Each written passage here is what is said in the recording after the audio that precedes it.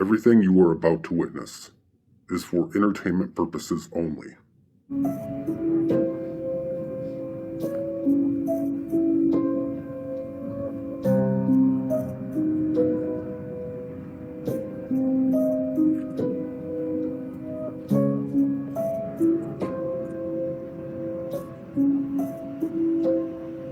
What's going on, everybody? Everybody's seen the new Diddy documentary that 50 Cent produced.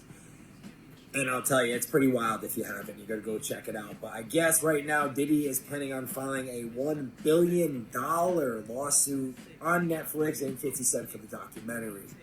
My biggest fear in life is that this man may never witness our full takeover. Yes, he may never witness that. He already witnessed our partial takeover, our little success in America. And he is the reason, actually, I know that the community in America is thriving. He is how I know. It's like, he's how we measure our progress. If he doesn't tweet, somebody messed up. I know it. Somebody fucked up the plan. If he tweet, I know. We're doing the right things. Yes. That's how I know. So, he's old and sick, I know. He may not witness our full takeover, but I promise you that his sons will witness. Just like him, we came to exist in this country. See? The land of free men.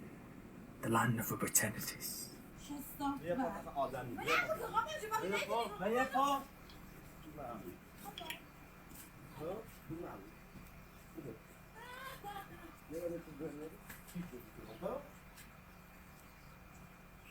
You're so bad.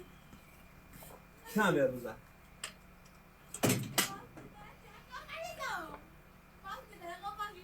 Ja, انت ده فريزني يبغى ما ابغى فريزني هذا سيدك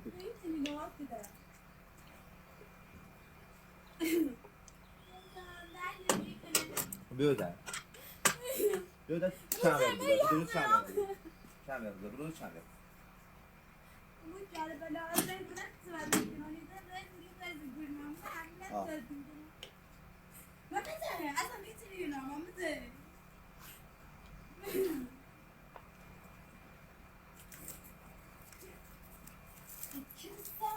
So it seems to be a trend on social media right now for all the liberal content creators to tell us how amazing the country of Somalia is. And they show this by pictures of their beaches and how lovely their cities are from 1,000 feet up. But let me give you some real facts about the country of Somalia. 49% of the population is inbred. 49% of the population of that entire fucking country are the product of incest. Generations of incest. The average national IQ, 67. By the way, the IQ required to be considered mentally disabled in the United States of America is 70. Their average IQ is 3 points below that. They've been engaged in civil war for the last 4 decades. 40 years, still going on today. They are home to one of the world's largest terrorist organizations, Al-Shabaab, which, by the way, the largest funder of that organization is the Minnesota taxpayer. But yeah, like, sure, if you just look at Somali beaches and you look at their cities from the sky, it looks wonderful. But on the ground, in real life, it is not. And it's certainly not something that America needs more of. Sexualizing your body makes you a better person. Are you recording? I'm gonna record you. Yes. Do you want me to throw water on you? I am racist. Idiot, for And real. you are You are an idiot. No, I I'm am not. racist, and I'll say that to the whole entire world. Don't be disrespectful. You ruined your life, by the way. Oh, talking about Bye. you talking about respect? You talking about respect? You are fired from this place, mother. You're not gonna be working here. Suck it. Suck what? Look how you Suck fucking look it. like. What's wrong with you? What's wrong with you, you ugly Get the out of my Ugly? face. Talking about ugliness? Did I stutter? You we not? for No, what? we not. No, we not. Because you know damn well you're a Respect. evil Respect. Keep squeezing that caramel. Get the out of here. you. That was meant for you. Don't be disrespectful. You ruined your life, by the way. Oh, you're talking about respect? Cinnabon should apologize to the fired girl. She shouldn't have been forced to wear a headscarf due to another country's religious customs. She was simply doing her job, yet became the victim. After a Somali couple entered the store, they first questioned her for not wearing a headscarf. Then their words quickly escalated into persistent harassment and insults, aiming to provoke the young girl at work. After a prolonged standoff, Crystal Wesley's finally broke down emotionally, a scene captured on video by the couple. Many viewers unaware of the full context directed their anger toward the distraught Crystal Wesley's, yet the conflict originated from the couple's provocation targeting Crystal Wesley's personal appearance. She remained solely focused on performing her job duties throughout. Following the incident's escalation, Crystal Wesley was fired by the store's franchise owner. This decision sparked a larger public outcry, with a crowdfunding campaign launched for her, raising over $140,000 in a very short time. Many donors wrote in their messages, "She was just doing her job and became the victim." Local police have now formally opened an investigation into the case. Through her supporters, Crystal Wesley expressed gratitude for all the rational voices and stated she is pursuing legal avenues to defend her rights. Go, Crystal Wesley. I just learned from TikTok that 9 to 5 doesn't mean you work from 9 to 5. It means you work 9 hours a day for 5 days a week. I'm 44 years old and I just learned that. Bro, Home Depot, you ain't shit.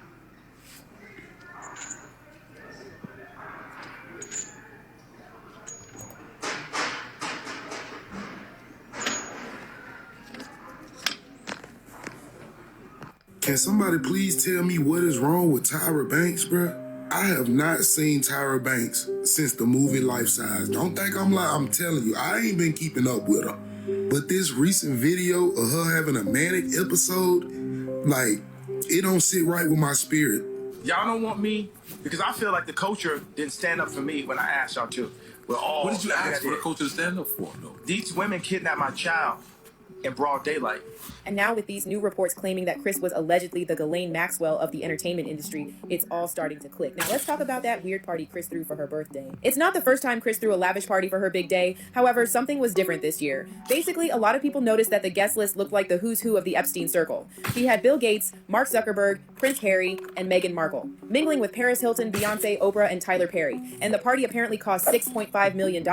Let's take a look inside Kris Jenner's 70th billionaire birthday bash, where the police were allegedly called. Jeff Bezos hosted at his $165 million mansion in Beverly Hills. The theme was a play on James Bond's 007. Inside the party, you could find all the billionaires, including Mark Zuckerberg, Oprah Winfrey, Bill Gates, Prince Harry, and Meghan Markle, her daughter and alleged billionaire Kylie Jenner, Kim, Kendall, Khloe, and of course all of Kylie's friends. For the Housewife fans, funny how Luann Taylor's here, Vin Diesel, Hailey Bieber, Justin Bieber, who walked out with mysterious white stuff on his pants, and many more. The guests received 2 gifts, Wayfair Ray-Ban, and special Kris Jenner Dunkin' Donuts. Bruno Mars played, and this is when the police showed up. TMZ and the Daily Mail are alleging the cops came several times during Kris Jenner's birthday bash because of the Bruno Mars performance. I don't mean to be mean or negative, but this party gave extremely bad vibes. And if you watch this video back or just go look online, most everyone walking in, including her daughter, were trying to cover their faces. I don't know. Let me know your thoughts below. The whole thing was just weird because we never see Bill Gates partying with the Kardashians. Same with Mark Zuckerberg. So why did they decide to make an exception for Chris? And why this year? Is it just a coincidence that the party took place just days after Epstein's emails were leaked? The emails that mentioned a lot of the same people who attended Chris's party? Well, the internet doesn't seem to think it's a coincidence. In fact, a lot of people are saying this party wasn't actually a party, but a secret meeting for the Epstein elite to check on each other and make sure no one talked. Here's what people on Reddit are saying about Chris's party. Someone asked, "I really don't understand why these people would be around, let alone celebrate effing Kris Jenner?" And then another user responded, "Because she's a pimp that they have somehow directly been involved with and profited from or off of or paid to gain other pleasures through, it's not rocket science." Someone else added,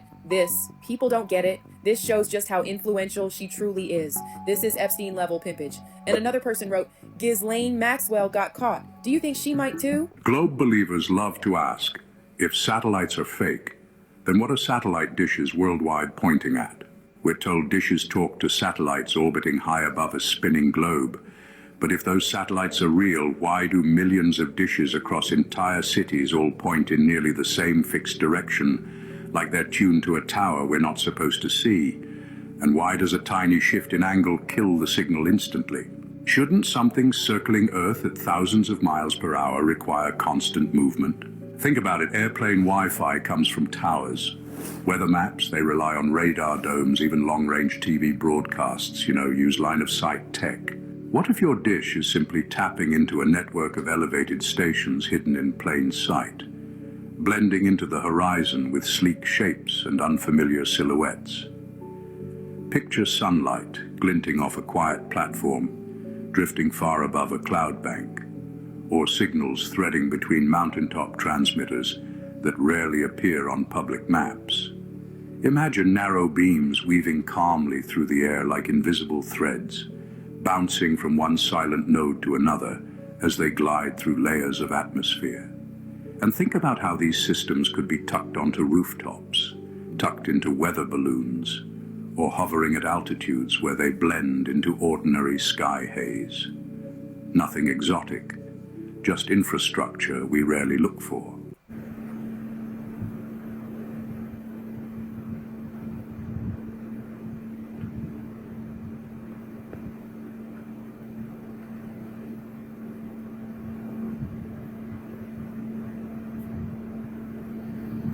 Tired of being lied to. This is grass-fed cows. I didn't know y'all was putting them in headlocks and dumping the grass on their head. I don't know why.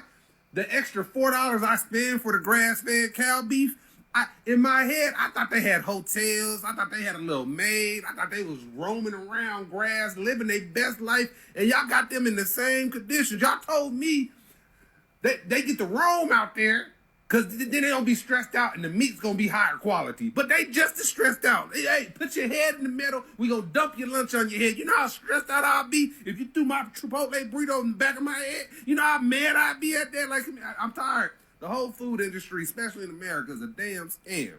The hell? So rude. Whoever farm this is, let me dump your plate of breakfast on top of your head like this and see if you feel less stressed out for the day with your dumb ass. How do you know that the chicken at the grocery store, that the eggs in the grocery store are truly pasture raised? So a lot of people would say, they're going to hear your question and be like, well, I can tell from the yolk. Like the yolk's going to be orange in the true pasture raised. No, people. Like that is not how you tell. The industry uses something called xanthophyll, which is a feed additive. What? That can make that yolk any color they want. So whether the birds have lived out on green grass or they've never stepped foot outside, I can produce an orange or a red or bright yellow or even like shades of green. Like I can make it any color through a synthetic feed additive. That's what those guys are doing. So then a lot of people are cracking this yolk open. They're like, oh, wow, look at this beautiful orange yolk. And I'm like, that's not orange because the birds are outside. That's from a feed additive. Do you know like why he named it Lululemon? Why is it called Lululemon? It's called Lululemon, and again, you can Google this because the founder of Lululemon was like a known racist, and he named it that so Chinese people couldn't pronounce it. Shut the fuck up. I swear to God, dude, Google it. Okay. Google Lululemon founder names it so Chinese can't. Yeah, funny to watch Japanese people try to say it. Oh, this guy's the best. Say it. Say it. Say it. What? Say Lululemon. Say Lululemon.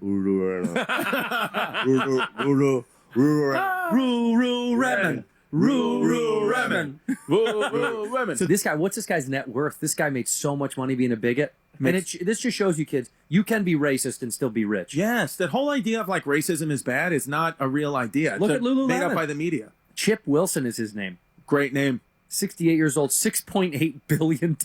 $billion. Say billion. So I've seen these videos where there's pyramids in other places.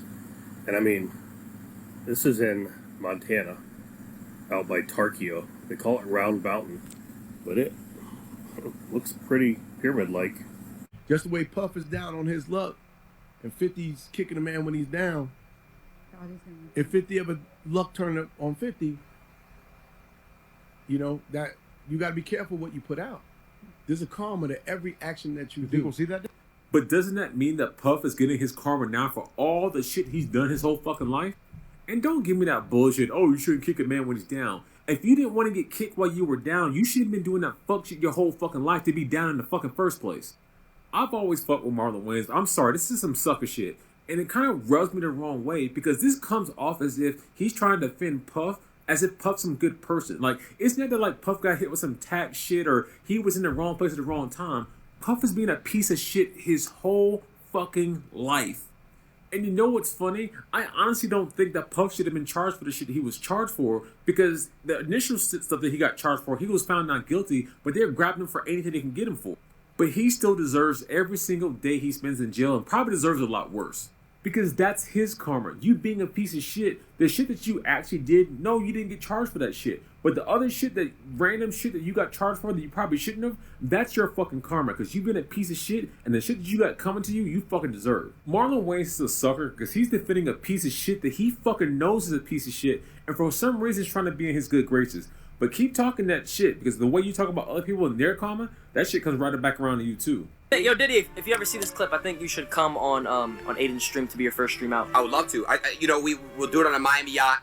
Me, you, Doug, Ack. We go crazy. Me? Oh, Neon, of course. Yeah, I'll be there. Yeah, I'm sorry. All right, guys, came across something weird.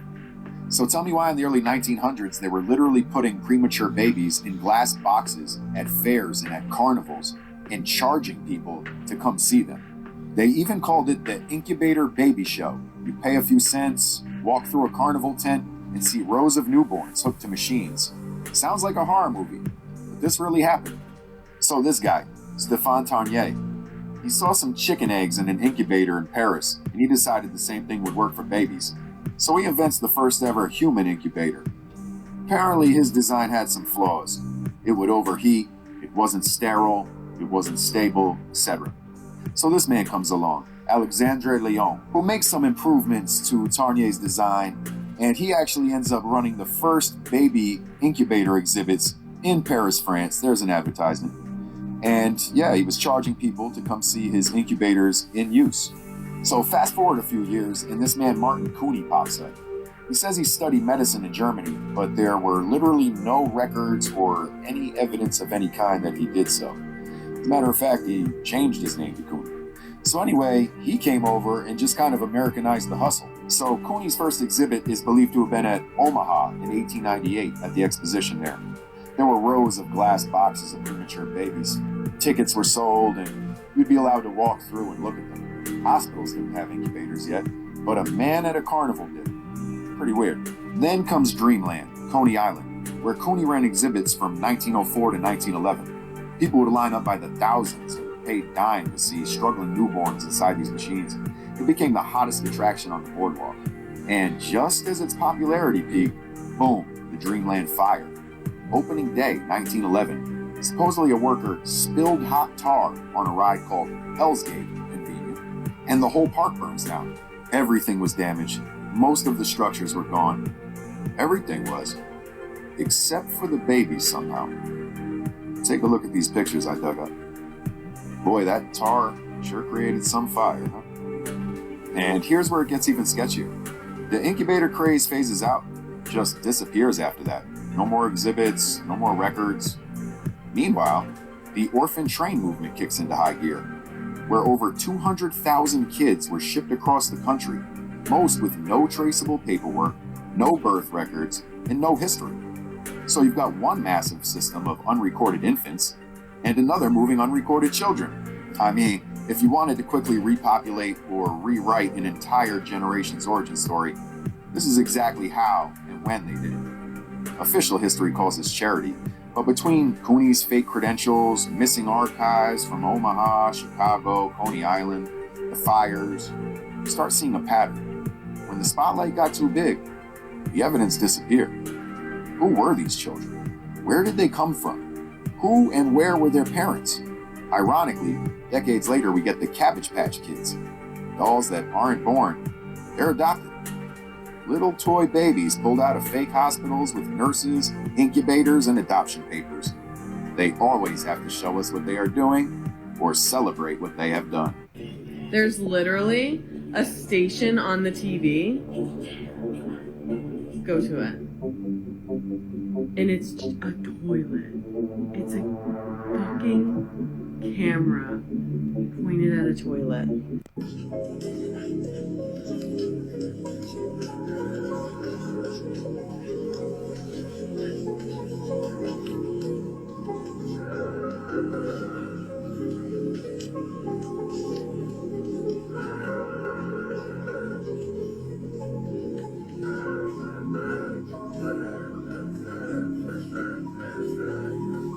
I hate to break it to you, but the Teenage Mutant Ninja Turtles is a show about reptiles, reptilians, living underground, in underground tunnels. What food do they like the most? Pizza. Pizza is code word for pals. Their connection with April is their connection to the mainstream media, how they influence the masses from behind the scenes. So Shredder, we owe you an apology, fam. These writers just put it in front of our faces for too long. Samsung has confirmed they're testing ads on their $1,800 smart I fridge. will kick you down the fucking stairs. An ad on the fridge in my house? Count your goddamn days. I'm old enough to remember owning things. Remember that? Remember owning things? Why is there an ad on my fridge? Do I own the fridge? Yes. Then I'll beat the shit out of you. Unbelievable. As a part of our ongoing efforts to strengthen everyday value from our home appliance customers, we are conducting a pilot program to offer promotions and curated ads. Die in a fire. Reported Samsung has a company plan called Screens Everywhere. It's the Screens Everywhere initiative to push embedded touch displays into every home appliance, from washers to dryers to wall ovens. Samsung's head of R&D assured somebody from The Verge that there were no plans to include advertising on AI home screens. And by the way, yes, there is AI in refrigerators already. Less than a year later... The fucking fridge! It's on you, nephew. Take that top card. When I die, I want my last words to be, I did it.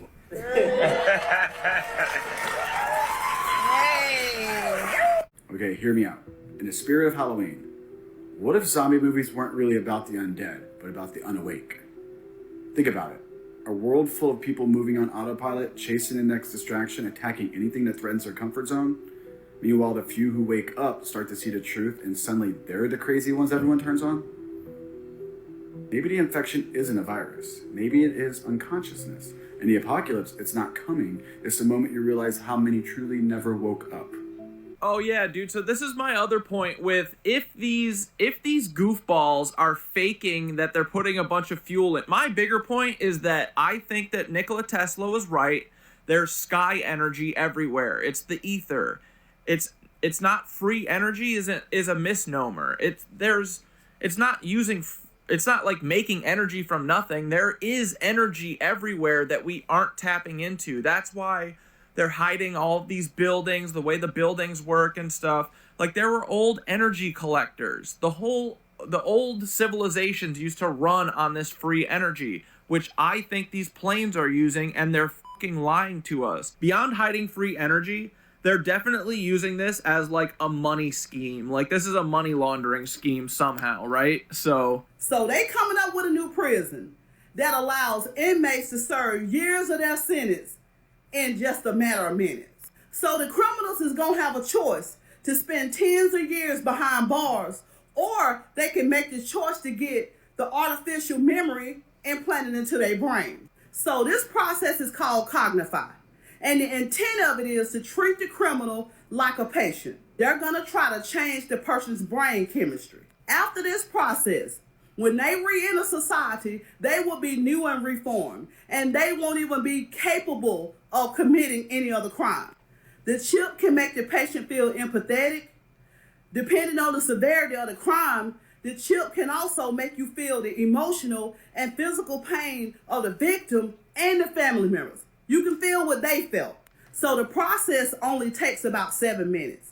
But to the patient, it seemed like it had been years. Kim Kardashian, Khloe Kardashian, talking about conspiracies now. Yeah, Khloe just had a conspiracy episode. If you are going to tap in, you gotta tap in with the Maverick approach when it comes to conspiracies. There I'm ain't just no saying. way. Because she tapping in with people that none of us have ever seen. Kardashians are very smart. They are. Shout out to They Kardashians. play dumb. Don't let them fool you. The fact that Kim starts drip feeding, talking about what? Moon landings. Then all of a sudden, Khloe has a whole conspiracy episode. So they're just talking about it at the same time? Khloe did always got the seem thickness. like the one that is like kind of most down to earth, and that's just how it comes off. We never met them in person, so we don't know. That's how it's always seems like. Khloe always seems like the more down to earth, open-minded. But it's just weird though. I got a conspiracy for Khloe Kardashian. If she was sitting right here, right now, I'd be like, check this out. There's a conspiracy saying that OJ is your daddy. That's a conspiracy. Yeah, that is a real one. How is it that you're 5'10" and Kim is 5' nothing? Literally. Courtney is 5' nothing, and you're way taller than everybody else. Your hair is a little kinky. You look like OJ's daughter. OJ? The juice? Like if you A and B, OJ's daughter and Chloe, they look just alike. I'm just saying. Right. And if it's not true, it's not true. But here's the thing. I'll talk to her like anybody else. That's what you really want when you're trying to have these conversations, Facts. right? If you're gonna talk about moon landings and reptilians, let's talk about that shit too. Yeah, for sure. And then you'd be like, oh yeah, well, that's not true. How? Tell me. Tell me how. A lot of people are scared to come on the Maverick approach. They are. This is not Photoshop, folks. This is not AI. This is not fake. It's the prime example of South Florida drains in a nutshell.